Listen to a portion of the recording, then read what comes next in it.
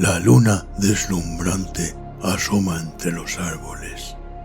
La oscuridad de la noche lo inunda todo. Y una tenue niebla comienza a aparecer. Adéntrate en el bosque, busca el árbol viejo, siéntate a su lado.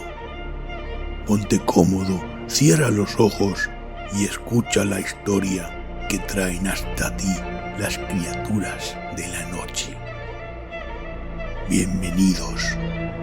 Estos son los cuentos del bosque oscuro.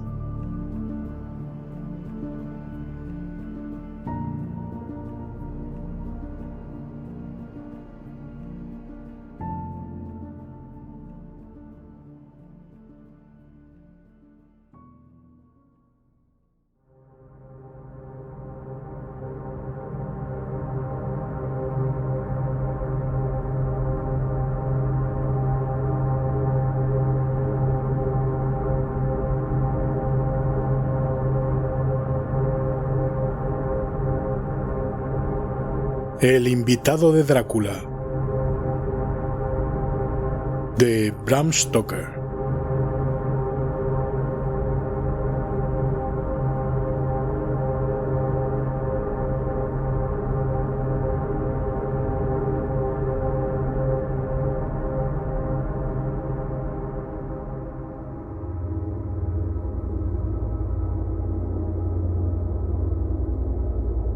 Al empezar nuestro paseo, el sol brillaba en Múnich y se respiraba en el aire la alegría propia del inicio del verano.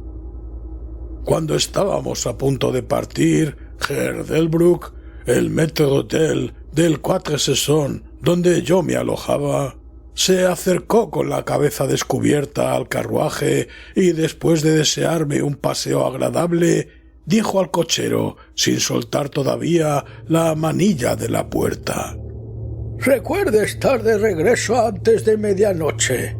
El cielo parece despejado, pero en el viento del norte hay un frescor que quizás sea aviso de una tormenta repentina. Aunque estoy seguro de que no volverá usted tarde». Dicho esto, sonrió y añadió: «Ya sabe qué noche es hoy». Johann respondió con un enfático «Ja, mein Herr», y tocándose el sombrero se puso en marcha con rapidez. Cuando dejamos atrás la ciudad, le dije, tras hacerle una seña para que se detuviera: «Dígame, Johann, ¿qué noche es hoy?» Se santiguó mientras respondía lacónicamente: «Walpurgisnacht». A continuación sacó su reloj, un anticuado artefacto alemán grande como un nabo, y lo miró juntando las cejas y con un breve e impaciente encogimiento de hombros. Me di cuenta de que era su modo de protestar respetuosamente por aquel retraso innecesario, así que volví a meterme en el carruaje haciéndole un gesto para que prosiguiera. Se puso en marcha rápidamente, como si deseara recuperar el tiempo perdido. De cuando en cuando los caballos erguían la cabeza y olfateaban con sospecha el aire. En tales ocasiones yo miraba alarmado a mi alrededor. La carretera era desolada, pues atravesábamos una suerte de meseta alta y azotada por el viento. Mientras avanzábamos, alcancé a ver un camino con aspecto de estar poco transitado y que penetraba en un valle pequeño y ventoso. Resultaba tan invitador que, a riesgo de molestarlo, pedí a Johann que parara, y cuando hubo tirado de las riendas, le dije que me gustaría seguir por aquel camino. Presentó toda clase de excusas y se santiguó varias veces mientras hablaba. Esto me picó la curiosidad y le hice algunas preguntas. Respondió con evasivas, sin dejar de consultar su reloj a modo de protesta. Finalmente dije: «Johann, quiero ir por ese camino. No le obligaré si de veras no quiere, pero dígame por qué no le gusta. Es todo lo que le pido». Antes de responder nada, pareció arrojarse del pescante de tan rápido como bajó al suelo. Me tendió las manos en gesto implorante y me suplicó no ir por allí. Había entre su alemán el inglés justo intercalado para que yo siguiera el rumbo de su discurso. Parecía siempre a punto de decirme algo, lo que de veras le asustaba, pero se frenaba cada vez, limitándose a decir, mientras se santiguaba, Walpurgisnacht. Intenté razonar con él, pero era difícil hacerlo con un hombre cuyo idioma yo desconocía. Él jugaba con ventaja, porque aunque arrancaba hablando en inglés, un inglés muy rudimentario y entrecortado, siempre acababa poniéndose nervioso y volviendo a su idioma, y cada vez que lo hacía miraba el reloj. Los caballos se pusieron nerviosos y olfatearon el aire. Cuando esto sucedió, el cochero empalideció y, mirando asustado a su alrededor, corrió a tomarlos por las bridas y los hizo avanzar unos 20 pasos. Lo seguí y le pregunté por qué había hecho tal cosa. A modo de respuesta se santiguó, señaló el lugar del que acabábamos de apartarnos y acercó el carruaje al otro camino. Indicándome una cruz, dijo primero en alemán y luego en inglés: «Enterrado, uno que se suicidó». Recordé la vieja costumbre de enterrar a los suicidas en los cruces de caminos. Entiendo, un suicida. Qué interesante. Pero aunque me fuera la vida en ello, no podría decir qué era lo que asustaba a los caballos. Mientras hablábamos, oímos un sonido a medio camino entre un gañido y un ladrido. Sonó muy lejos, pero los caballos se inquietaron mucho y a Johann le llevó un buen rato calmarlos. El cochero estaba muy pálido. «Parece un lobo, pero aquí ya no hay lobos». ¿De veras?, pregunté. ¿No es cierto que hace mucho que no se ven tan cerca de la ciudad? «Hace mucho, mucho tiempo», respondió, «sobre todo en primavera y verano, pero con nieve se han visto lobos no hace tanto». Mientras el cochero acariciaba a los caballos intentando calmarlos, unas nubes oscuras corrían por el cielo. Se ocultó el sol y llegó un hálito frío. No fue más que una ráfaga de aire, no obstante, y más similar a una advertencia que a un hecho consumado, ya que pronto el sol volvió a brillar con toda su fuerza. Johann escrutó el horizonte colocando la mano a modo de visera y dijo: «Tormenta de nieve llegar pronto». Volvió a consultar el reloj y de la misma, aferrando las riendas, pues los caballos seguían pateando incansables el suelo y agitando la cabeza, trepó al pescante como si fuera hora de retomar la marcha. Fui un poco obstinado y no entré en el carruaje.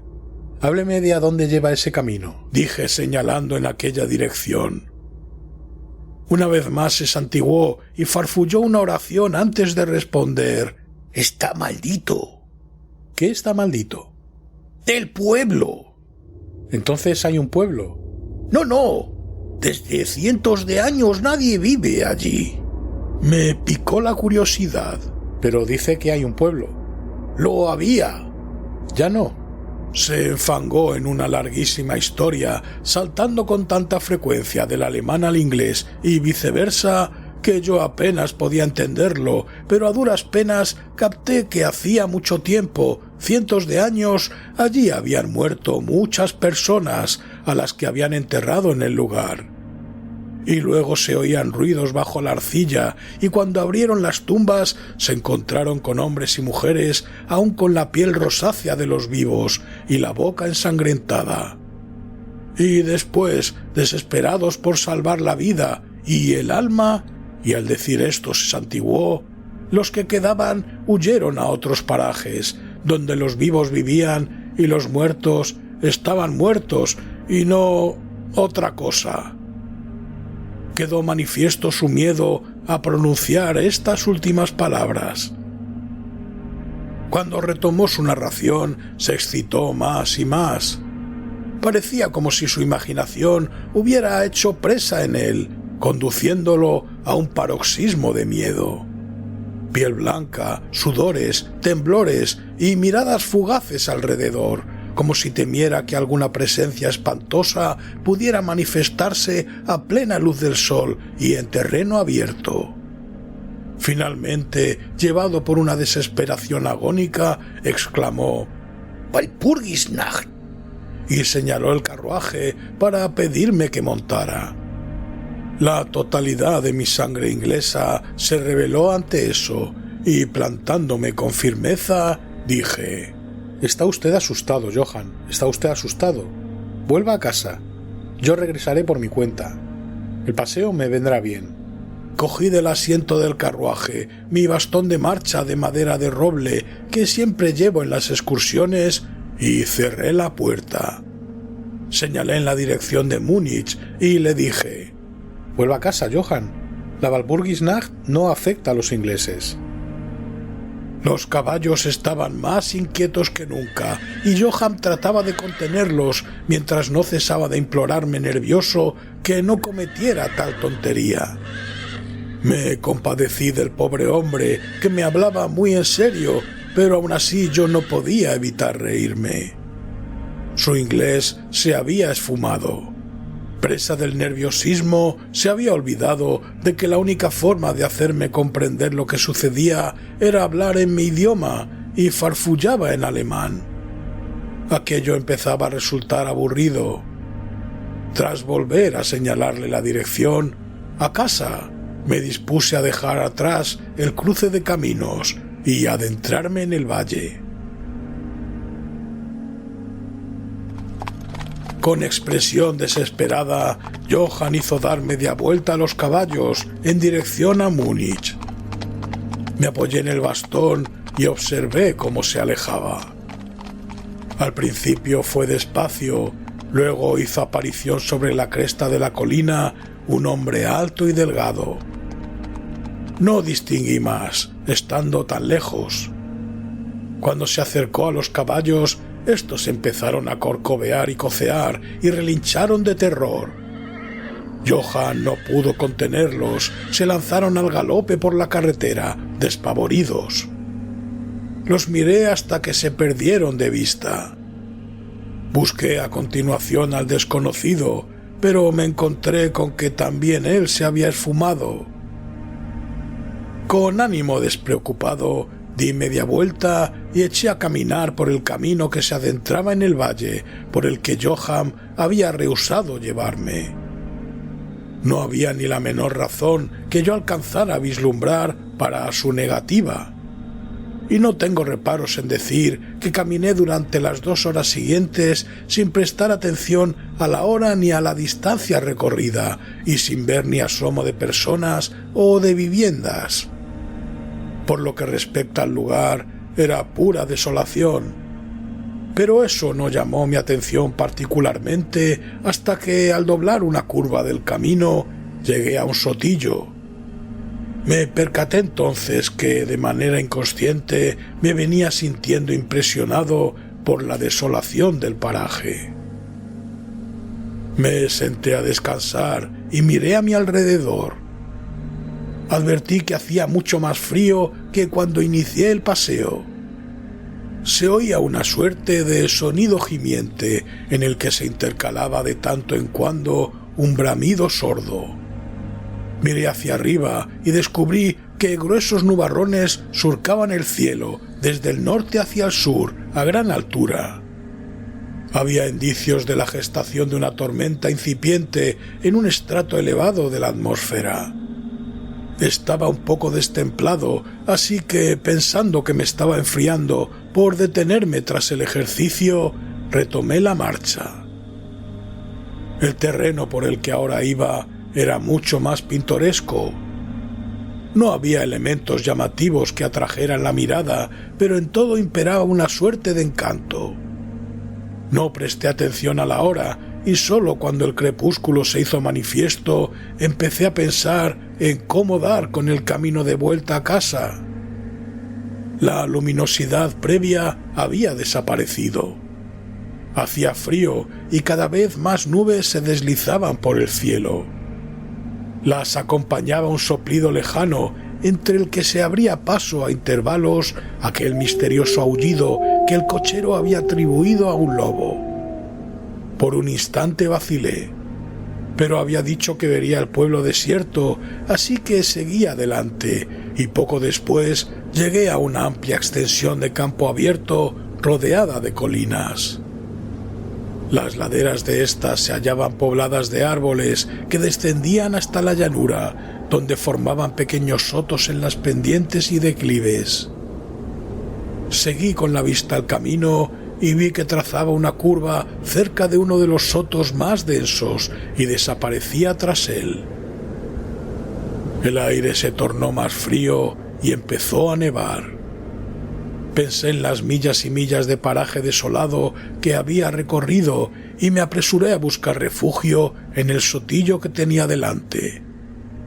El cielo no dejaba de oscurecerse y la nieve caía con más fuerza y más tupida, hasta que el suelo se convirtió en un resplandeciente manto blanco cuyos límites se perdían en una indefinición neblinosa.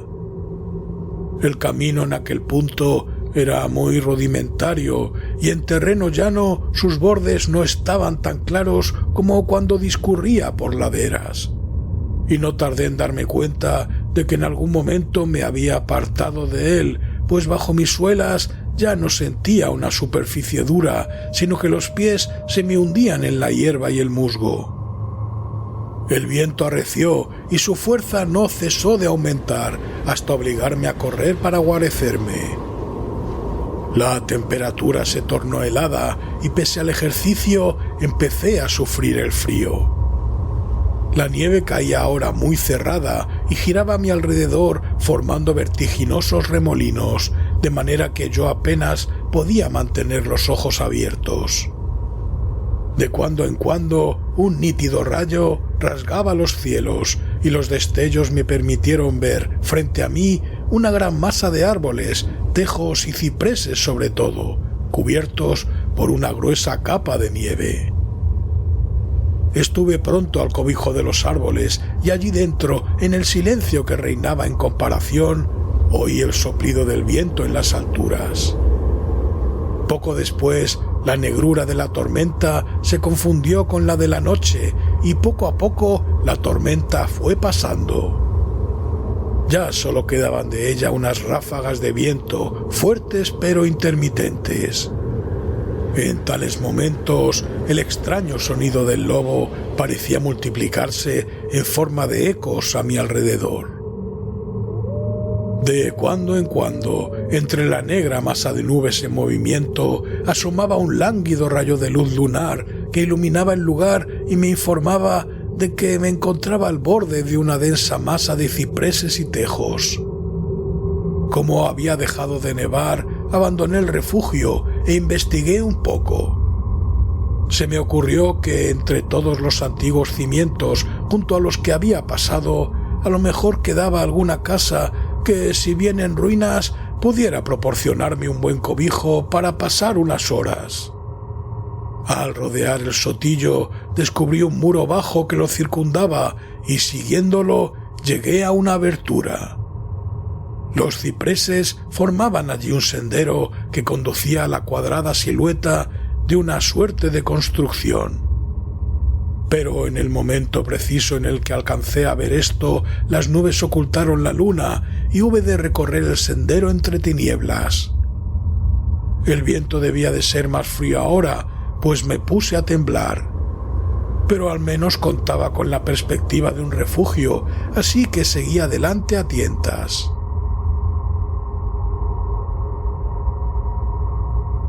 Me detuve en respuesta a una quietud repentina.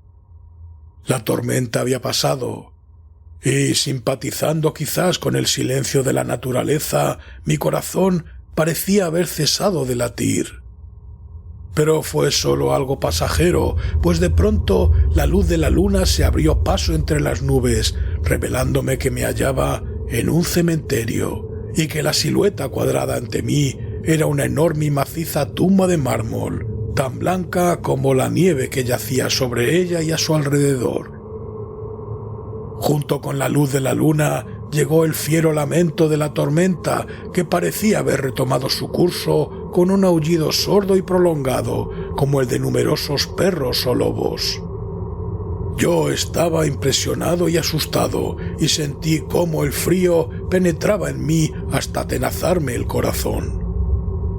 Mientras el manto de luz lunar continuaba tendido sobre la tumba de mármol, la tormenta dio muestras adicionales de recobrar fuerzas, como si volviera sobre sus pasos. Impulsado por alguna clase de fascinación, me aproximé al sepulcro para verlo mejor y averiguar por qué ocupaba un lugar aislado y destacado. Caminé a su alrededor y sobre la puerta dórica leí, escrito en alemán: Condesa Dollingen de Graz, en Styria, buscó y halló la muerte, 1801. En lo alto de la tumba, aparentemente clavada en el sólido mármol, pues la estructura la componían unos pocos e inmensos bloques de piedra, había una gran barra de hierro o quizás un gran pincho. En la parte trasera de la tumba figuraba grabado en grandes caracteres rusos: los muertos viajan deprisa. Había algo tan raro y misterioso en todo aquello que sufrí un vaído y sentí que me faltaban las fuerzas. Deseé por primera vez haber seguido el consejo de Johann. Me asaltó un pensamiento inspirado por las inusuales circunstancias en que me encontraba y que me causó una terrible impresión. Era la noche de Walpurgis. La noche de Walpurgis, cuando, de acuerdo a la creencia de millones de personas, el diablo anda suelto, cuando las tumbas se abren y los muertos emergen y caminan sobre la tierra, cuando todo lo maligno proveniente de la tierra, el aire y el agua, campa a sus anchas. El cochero había querido evitar aquel sitio en particular, aquel pueblo abandonado hacía siglos. Allí era donde yacían los suicidas, y allí era donde me hallaba yo, solo, desguarnecido, temblando de frío, rodeado de nieve y con una fuerte tormenta cerniéndose sobre mí. Hube de recurrir a toda la filosofía y a toda la religión que me habían inculcado, a todo mi valor, para no ceder al miedo. Y a continuación, un auténtico tornado cayó sobre mí. El suelo tembló como si miles de caballos lo surcaran al galope. Y esta vez la tormenta desplegó sus heladas alas, no en forma de nieve, sino de gruesas piedras de granizo, que caían con tanta fuerza como si fueran lanzadas por honderos baleares. Granizo que rompía hojas y ramas, de manera que los cipreses no prestaban más cobijo del que proporcionarían los tallos de un maizal. Mi primera reacción fue correr hacia el árbol más próximo, pero pronto hube de abandonarlo y buscar protección en el único sitio que podría proporcionarla, el profundo umbral dórico de la tumba de mármol. Allí, acurrucado contra la gran puerta de bronce, me vi aceptablemente a salvo del castigo del granizo, dado que ahora solo llegaban hasta mí las piedras que salían rebotadas tras chocar contra el suelo o el mármol. Al apoyarme en la puerta, ésta cedió y se abrió hacia adentro. Incluso el refugio de una tumba resultó bienvenido bajo aquella tempestad implacable, y estaba yo a punto de entrar cuando un rayo de múltiples brazos iluminó toda la extensión del cielo. Juro por mi vida que vi entonces, cuando los ojos se me habituaron a la oscuridad de la tumba, a una hermosa mujer de mejillas rellenas y labios rojos, que parecía dormir tendida sobre unas andas.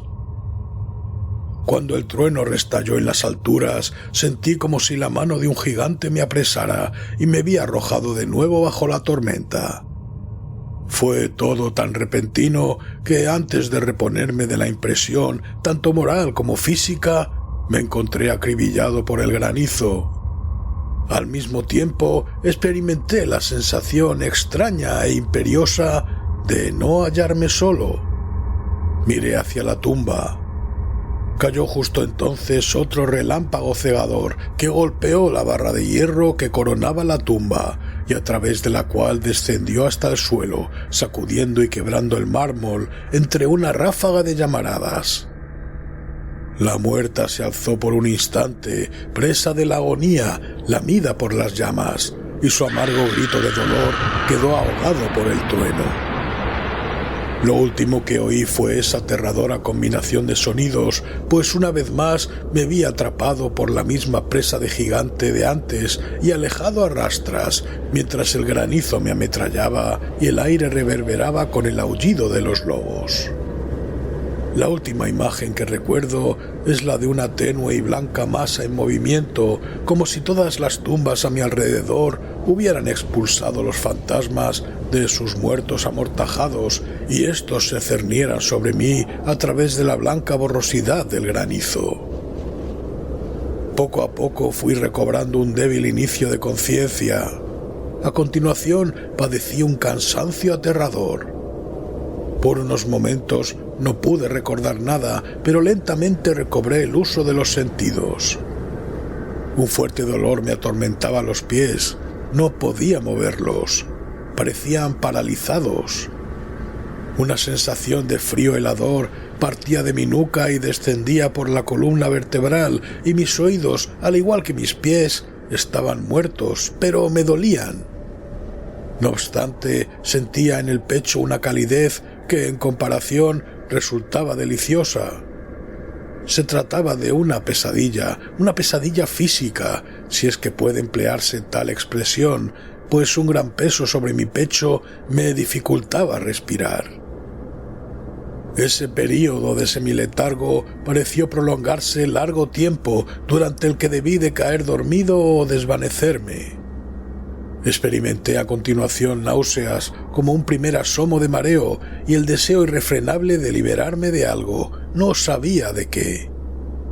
Me rodeaba una profunda quietud, como si el conjunto del mundo se hubiera dormido o muerto, rota tan solo por el leve jadeo de algún animal próximo a mí.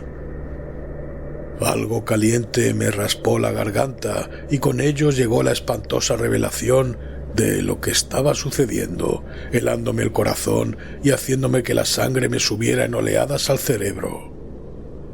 Había un animal grande tendido sobre mí, lamiéndome el cuello.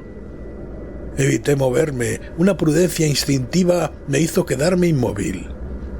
Pero la bestia debió de percatarse de que algún cambio se había producido, pues alzó la cabeza. Entre las pestañas vi sobre mí los grandes ojos llameantes de un lobo inmenso. Los dientes, blancos y afilados, brillaban en la boca entreabierta y roja, y sentí su aliento, caliente, fuerte y acre, en la cara. Siguió otro intervalo del que no conservo ningún recuerdo.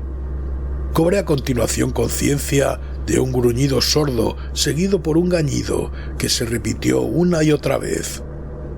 Proveniente de muy lejos, oí: «¡Hay alguien ahí! ¡Hay alguien ahí!», como si muchas voces gritaran a la vez. Con cautela levanté un poco la cabeza y miré en la dirección de la que provenía el sonido, pero el cementerio me bloqueaba la vista. El lobo seguía gañendo de aquel modo extraño, y un resplandor rojizo hizo aparición entre los cipreses y se desplazó como si siguiera el sonido. Cuando las voces se acercaron, el lobo gañó más rápido y más fuerte.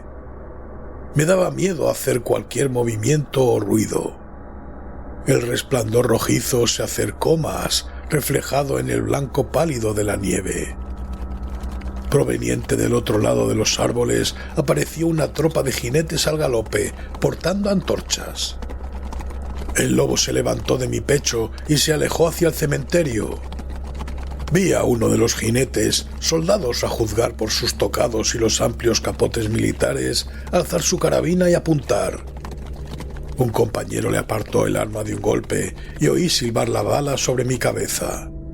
Me había confundido con el lobo. Otro soldado avistó al animal mientras éste se escabullía y hubo un segundo disparo. Al galope, la tropa siguió adelante, dividiéndose en dos.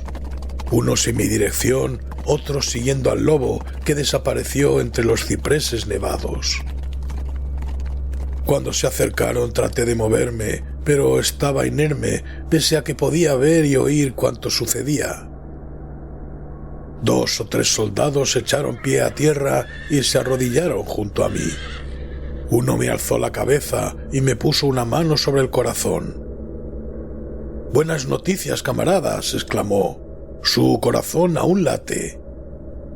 Me vertieron un poco de brandy en la boca, que me revigorizó, y pude abrir los ojos del todo y mirar alrededor. Luces y sombras se movían entre los árboles y oí a los hombres llamarse entre ellos. Se agruparon, profiriendo exclamaciones de miedo, y las luces centellearon cuando otro grupo emergió del cementerio en tropel, como poseídos. Cuando se acercaron a nosotros, los que estaban conmigo preguntaron ansiosos: «¿Lo habéis encontrado?» La respuesta llegó atropelladamente: «No, vayámonos de aquí, rápido, este no es sitio para estar, y menos esta noche». «¿Qué era eso?», fue la pregunta que formulaban de un centenar de maneras. Las respuestas eran diversas e inconcretas, como si los hombres sintieran el impulso de hablar y aún así un miedo compartido les llevara a callar lo que pensaban. Era... «Ya lo creo que sí», farfulló uno, al que el juicio parecía haberle abandonado de manera pasajera. «Un lobo, pero en realidad no», dijo otro con un escalofrío. «De nada sirve ir tras él si no tenemos una bala previamente bendecida», comentó otro en tono más normal. «Por esta noche ya hemos cumplido, nos hemos ganado los 1000 marcos», exclamó un cuarto. «Había sangre en los trozos de mármol», dijo otro tras una pausa, «y eso no fue por el rayo. En cuanto a él, está bien. Fijaos en su garganta.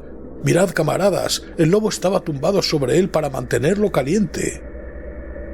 El oficial me miró la garganta y contestó: «Se encuentra bien. La piel no está desgarrada». «¿Qué significa esto? Nunca lo habríamos encontrado de no haber sido por los gañidos del lobo». «¿Qué ha sido de esa cosa?», preguntó el que me sostenía la cabeza y que parecía el menos afectado por el pánico. Sus manos estaban firmes, sin asomo de temblor. En la manga llevaba un galón de oficial de bajo rango.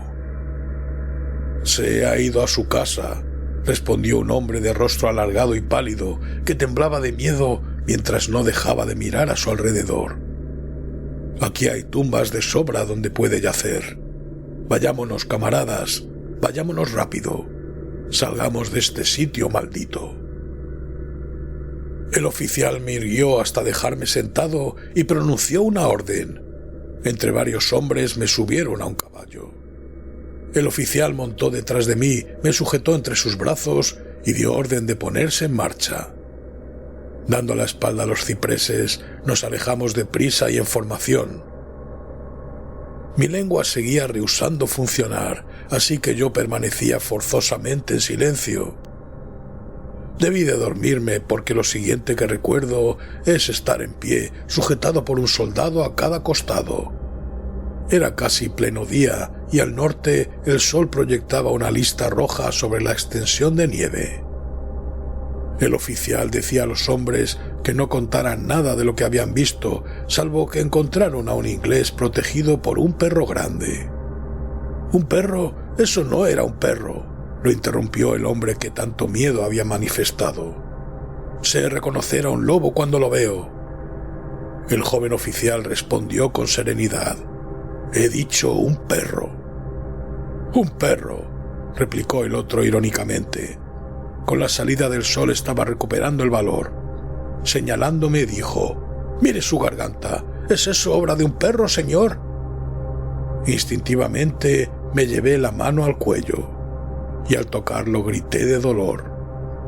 Los hombres se arremolinaron a mi alrededor para mirar, algunos tras saltar de sus sillas de montar, y una vez más se oyó la serena voz del oficial: «Un perro, como he dicho». Si dijéramos cualquier otra cosa, solo conseguiríamos que se rieran de nosotros. Me hicieron montar a la espalda de uno de los jinetes y entramos en los suburbios de Múnich. Allí encontramos un carruaje libre al que monté y que me llevó al Quatre Saisons.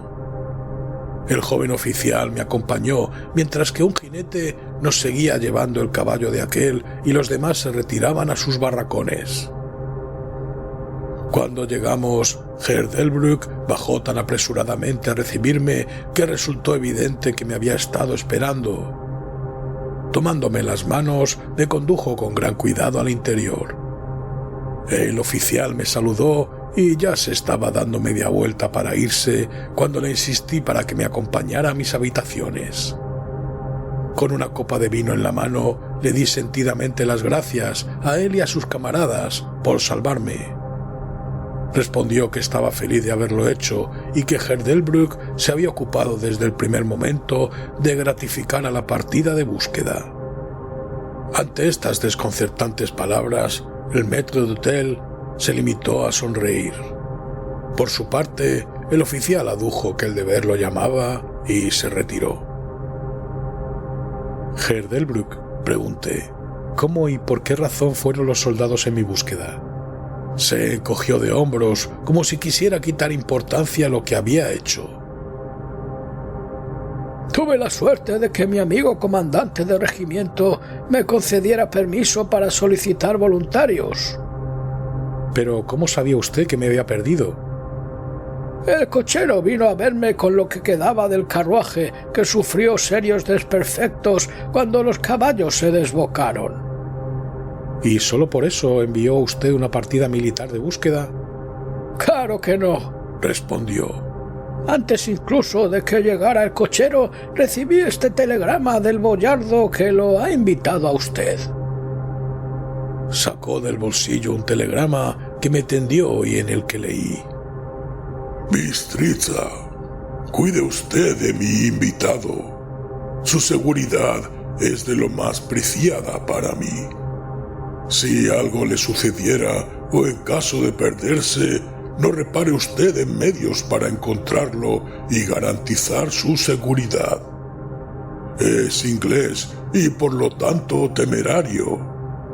La nieve, los lobos y la noche son fuentes de peligro. No se demore un instante si sospecha de cualquier perjuicio que él pueda sufrir. Compensaré su celo con mi fortuna. Drácula. Mientras sostenía el telegrama, sentí que la habitación daba vueltas a mi alrededor, y si el atento maître d'hôtel no me hubiera sujetado, habría caído al suelo. Había algo tan extraño en todo aquello, tan inquietante e imposible de concebir, que me sentí como si fuerzas desconocidas jugaran conmigo. Idea que bastó para paralizarme. Me hallaba bajo alguna forma de protección misteriosa. Desde un país lejano había llegado justo a tiempo un mensaje que me rescató del peligro de morir congelado y de las fauces de un lobo.